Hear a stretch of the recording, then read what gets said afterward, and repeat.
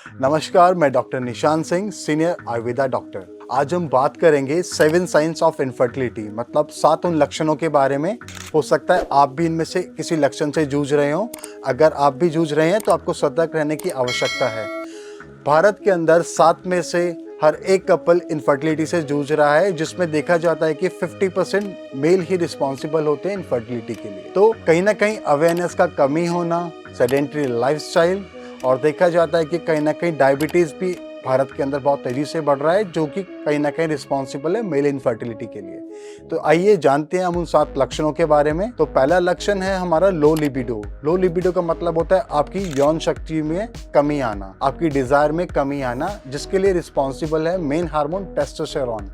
अगर testosterone level कम होता है तो कहीं ना कहीं आपकी डिज़ायर कम होती है और आपकी इच्छा भी कम होती है। तो आइए अब बात करते हैं हम अपने दूसरे साइन पे, तो वो है इरेक्टाइल डिसफंक्शन। इरेक्टाइल डिसफंक्शन में कहीं ना कहीं इरेक्शन में कमी आना, और इरेक्शन में कमी आने के लिए भी टेस्टोस्टेरोन हार्मोन रिस्पॉन्सिबल होता है।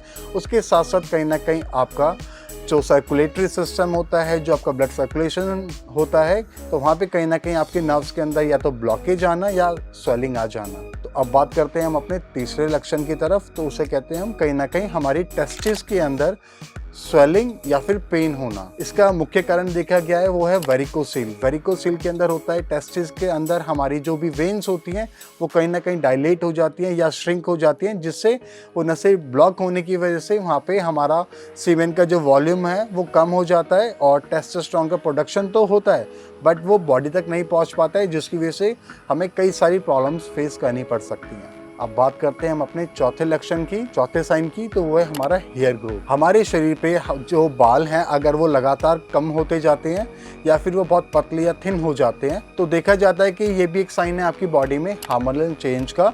फीमेल्स के साथ साथ मेल्स में भी हार्मोनल चेंजेस के इश्यूज आते हैं। तो आइए हम बात करते हैं अपने 5वें लक्षण की, जिसे हम बोलते हैं gynaecomastia. Gynaecomastia basically enlargement of breast, जो कि मेल्स में देखा जाता है, जिनके कहीं ना कहीं चेस्ट का साइज बढ़ने लग जाता है और कहीं ना कहीं उनको बड़ा प्रॉब्लम इससे एक काइंड ऑफ एक बड़ा शेम फील करना पड़ जाता है।